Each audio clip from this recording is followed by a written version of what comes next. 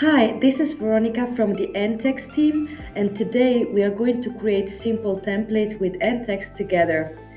In this video, we assume that you have already created your NTEX folder. You can find links to get started with NTEX in the description below.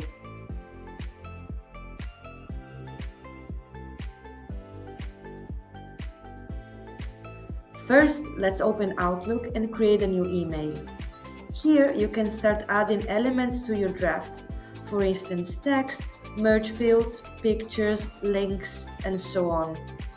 The subject line of the newly created email will match the name of your template, so make sure to choose it carefully to facilitate your workflow. I will name mine Support in this case. Once you have added the information in your new email, click on Save and close it. You're probably familiar with Outlook, so you know that your email can now be found between your drafts. How do you make it into an NTEX template though?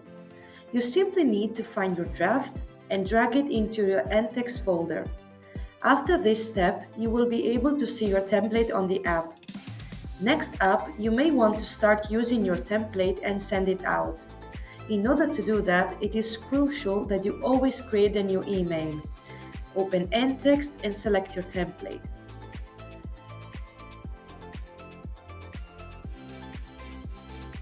Then you simply need to complete any potential merge fields and send your personalized email to your contacts.